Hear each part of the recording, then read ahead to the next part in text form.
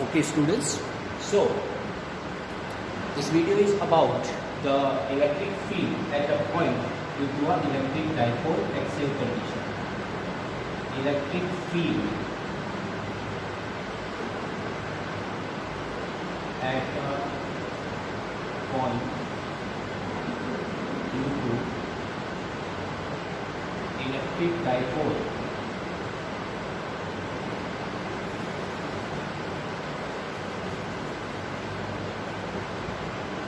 axial condition.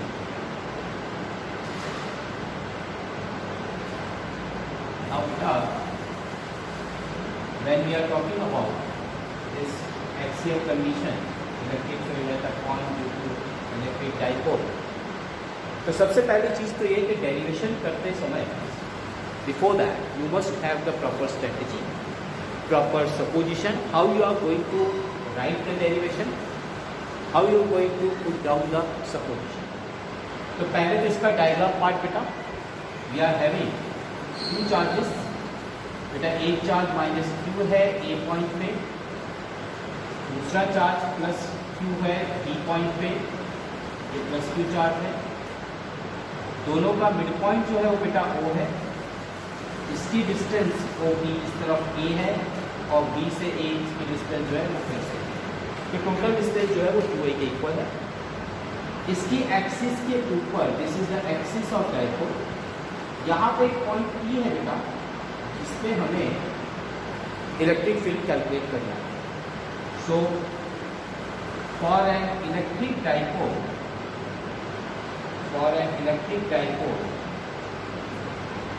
Suppose, और we are going to suppose point wise लिखेंगे, बहुत specific लिखेंगे, क्योंकि 2 मार्क्स और 3 मार्क्स दोनों में सपोजिशन छोटी होकर के रिजल्ट पूरा मिलना चाहिए. Minus Q plus Q, 2 point charges at A and B respectively. Respectively का मतलब ये हुआ कि माइनस क्यू ए पर है और प्लस क्यू जो है वो बी पर है. Then O is midpoint of dipole,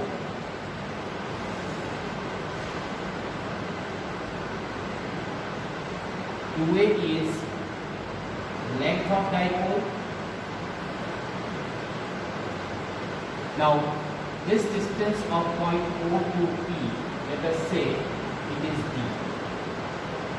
So OP equal to small p, this is distance of P from O.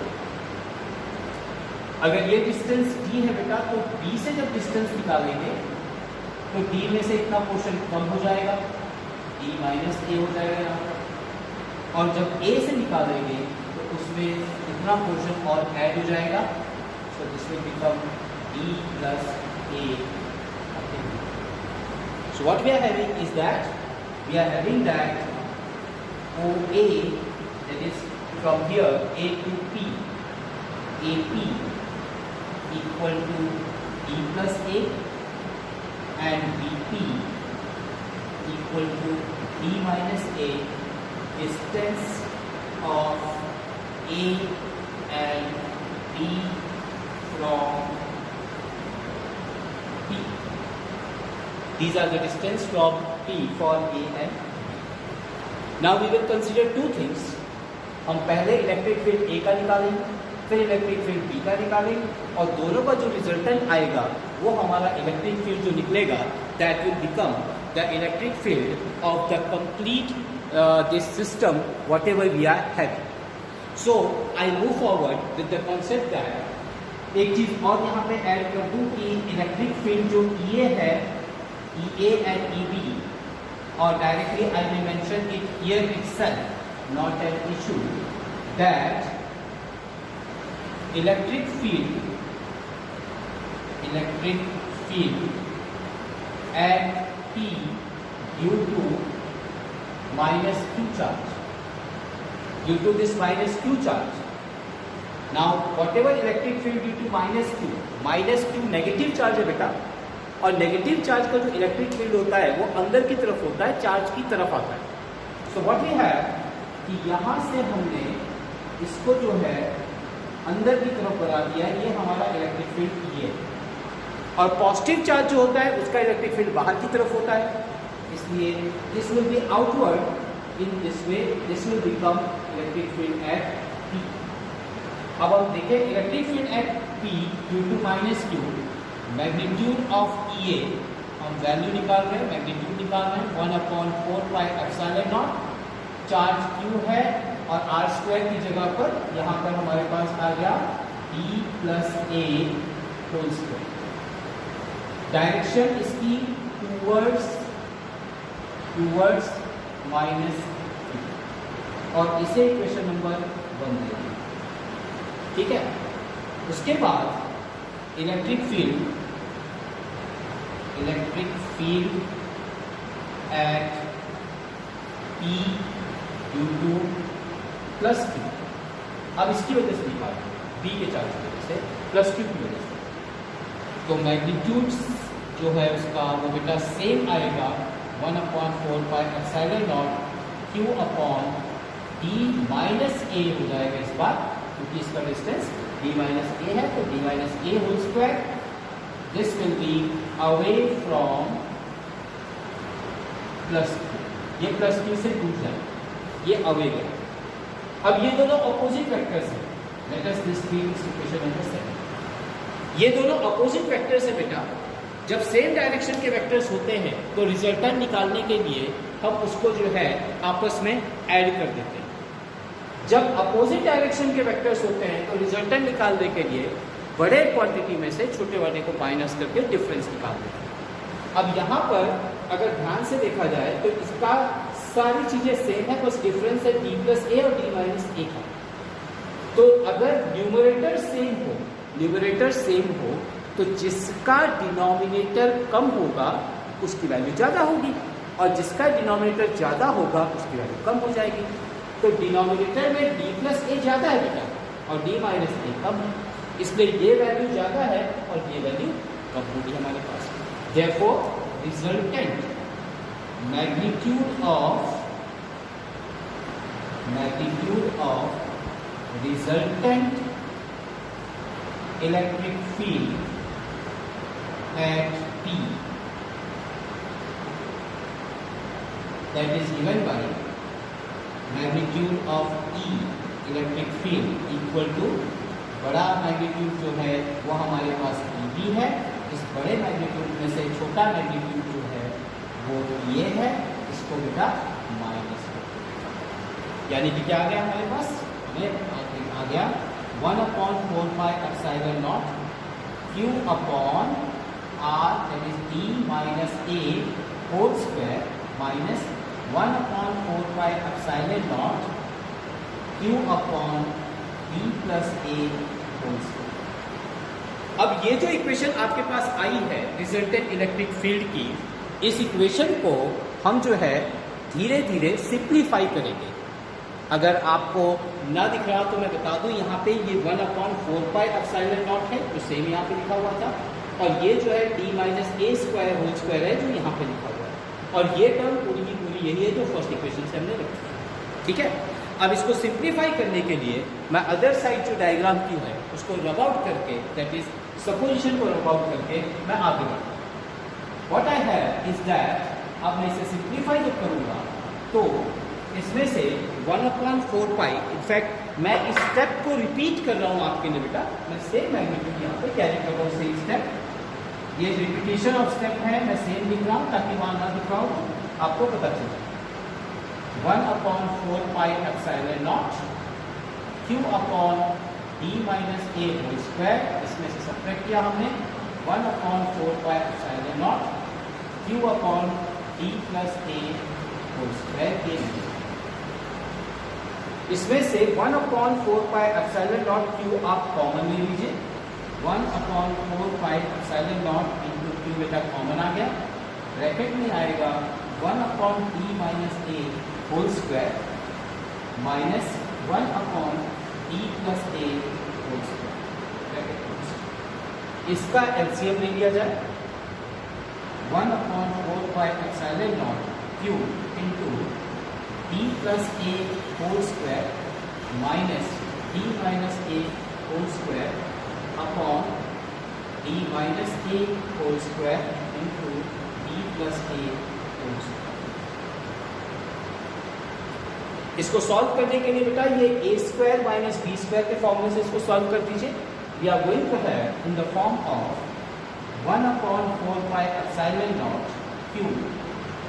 इसको हम लिख सकते हैं e प्लस a, ये हमारा a हो गया। एक बार इसको ऐड कर दे पूरे ब्रैकेट को, और एक बार इस पूरे ब्रैकेट को हम माइनस से सब्ट्रैक्ट कर दे तो minus d plus a divided by, अब बेटा डिवीजन में हम इसे ऐसे सॉल्व करेंगे, इसको ऐसे करेंगे d minus a into D plus A, और इसका पूरा ब्रैकेट बाहर से इस तरीके से, ठीक है।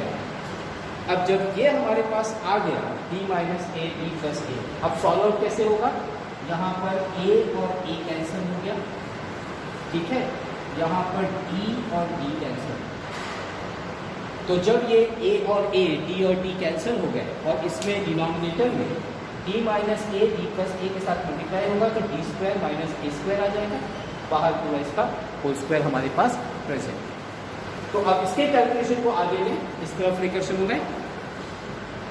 अगर इसके कैलकुलेशन को इधर लेकर चलें तो हमारे पास आएगा कि हम जो है इसे सिंप्लीफाई करें, और सिंप्लीफिकेशन में हम क्या लिखेंगे, सिंप्लीफिकेशन में हम लिखेंगे कि हमारे पास जो नीचे का डिनोमिनेटर जो कैंसिल होकर के आया है, हम equal to 1/4πε0 into Q curly bracket d plus d 2d हो गया, multiply by a plus a 2a हो गया। डिनोमिनेटर अगर आपको ठीक से यहाँ ना दिखाई दे रहा हो तो मैं रिपीट करूँ, मैंने d minus A D plus A को साथ में लिया है और होल स्क्वायर को बाहर कर दिया, ठीक है। तो ये बेटा आ गया d स्क्वायर माइनस ए स्क्वायर और इसका होल स्क्वायर हो गया, ये इस तरीके से हो गया।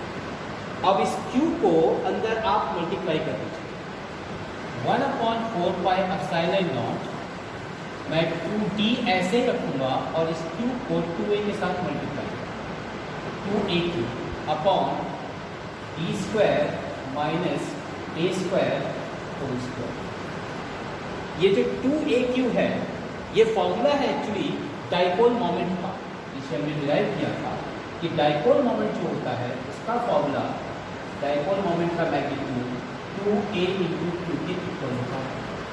ये वैल्यू हम यहाँ उठा के रख देंगे, so this becomes equal to 1/4πε0 2d into magnitude of dipole moment d divided by d square minus a square. अगर देखा जाए तो इस स्थिति में, इस कंडीशन में हमारा ये जो इक्वेशन आया, ये इक्वेशन हमारा स्टैंडर्ड रिजल्ट बन सकता है। We are getting this result in the standard form. तो ये हमारा बन करके रिजल्ट हमारे पास आता है।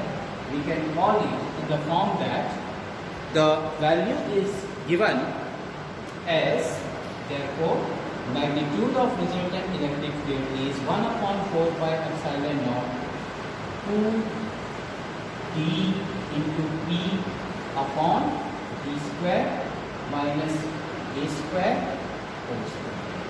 अब एक छोटी सी बात, वैसे तो इसमें कुछ भी गलत नहीं है, ये ठीक ठाक एक्सप्रेशन है, सब कुछ ठीक है, लेकिन जो डाइपोल होता है ये लेंथ ऑफ डाइपोल जो है बहुत कम होती है। तो अगर हम डाइपोल की लेंथ को नेग्लेक्ट करें, as the length of the dipole is very small, as the length of dipole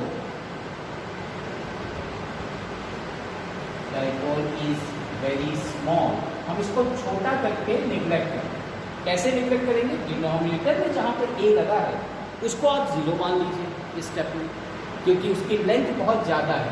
practically कैसा है, प्रैक्टिकली हम बात करें तो डाइपोल की जो लेंथ होती है वो mm में होती है, 1 mm 2 mm, जैसे साइज ऑफ मॉलिक्यूल की आप बात करें तो डाइपोल बहुत छोटा होगा, और ये जो पॉइंट होगा बेटा ये बहुत दूर होता है, 1 मीटर 2 मीटर ऐसे होता है।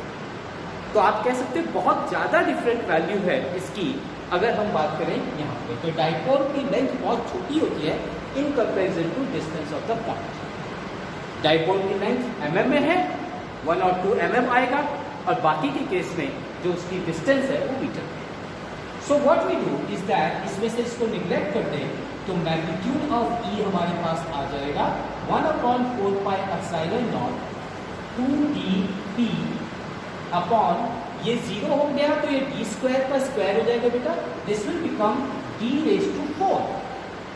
नाउ इन दिस एक d न्यूमरेटर में हुआ है 1 and 1d is in denominator, तो आप उसे कैंसिल कर दीजिए, go and cancel it out, 1d will cancel out, this will become d cube, that is we will have magnitude of E equal to 1/4 pi epsilon naught into 2p upon e cube. अगर आपको ये ना दिखाई दे तो मैं पूरी जो कह रहा हूँ आप उसे इसमें पर लिख सकते हैं। E magnitude of E equal to 1/4 pi epsilon naught 2p, एक d इसके साथ कैंसिल हो गया, 2p अपॉन 2।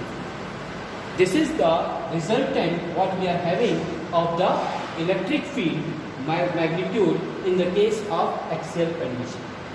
अगर इसकी डायरेक्शन लिखनी हो तो डायरेक्शन फ्रॉम, बिकॉज हमने B पॉजिटिव लिया है और इलेक्ट्रिक फील्ड की डायरेक्शन हमेशा पॉजिटिव से नेगेटिव होती है, direction from B to A। So this is all about electric field at a point due to a dipole in axial condition.